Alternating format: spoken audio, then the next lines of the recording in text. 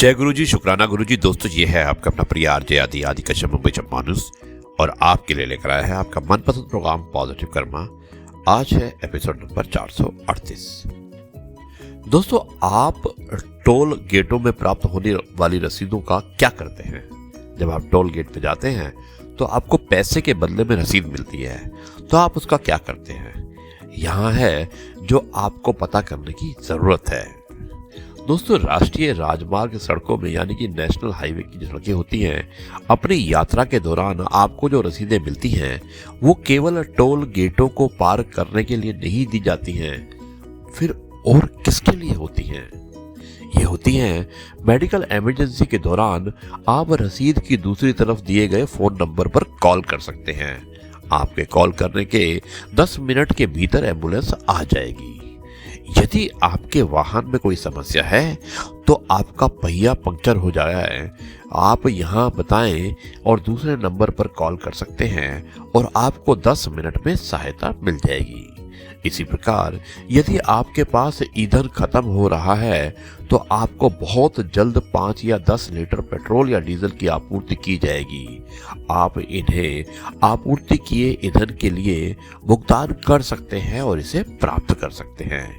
दोस्तों, ये सभी सेवाएं आपके द्वारा टोल गेटों पर भुगतान किए जाने वाले पैसे में शामिल होती हैं। बहुत से लोगों को इसकी जानकारी नहीं होती और हम अनावश्यक रूप से ऐसी स्थितियों के दौरान दर्द से गुजरते हैं। एक और बात ये देखने में आया है कि कार में सफर करते हुए अक्सर किसी सवारी को रेस्ट रूम की आवश्यकता पड़ती है। क्या आप जानते हैं कि प्रत्येक टोल प्लाजा पर सार्वजनिक पब्लिक रेस्टरूम बनाए गए हैं और उनका भली प्रकार से रख रखाव भी टोल प्लाजा की जिम्मेदारी होती है। अगर आप इसमें कमी पाएं तो NHAI यानी कि national highway authority of India के पास शिकायत भी दर्ज कर सकते हैं और उसका निराकरण भी होता है। आपको सूचित भी किया जाता है। आप हो सके तो ये संदेश अपने सभी पहचान वालों को जरूर बताइएगा, क्योंकि हो सकता है कि अगर वो किसी प्रॉब्लम में है तो कम से कम इस प्रॉब्लम से उन्हें छुटकारा मिल सकता है।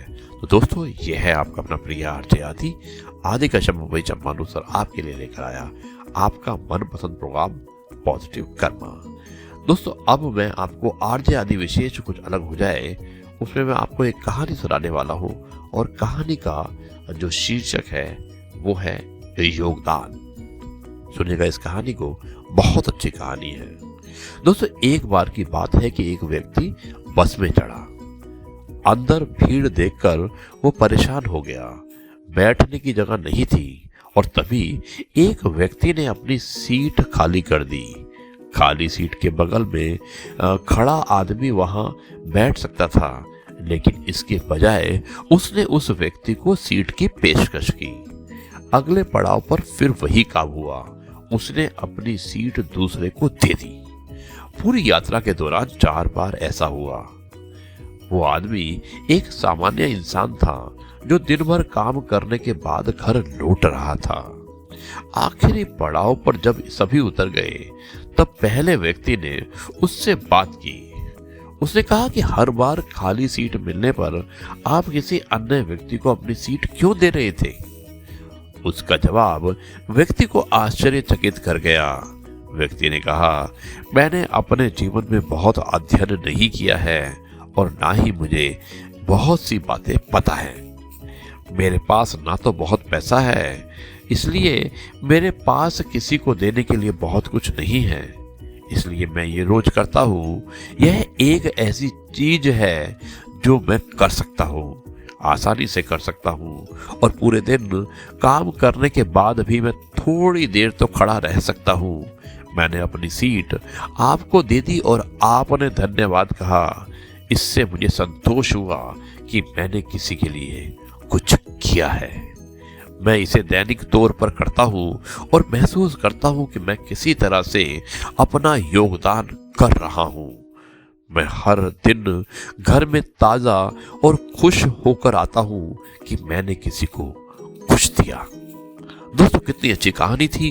किस तरह से सेक्रीफाइस किया जाता है, त्याग किया जाता है, ये त्याग की भावना हमारे मन में होनी चाहिए। अगर हमारे मन में ये भावना है तो हर इंसान सुख की प्राप्ति करता है। यह है आपका अपना प्रिय आरजे आदि कश्यप मुंबई चम्मानुस और आपके लिए लेकर आया आपका मनपसंद प्रोग्राम पॉजिटिव कर्मा।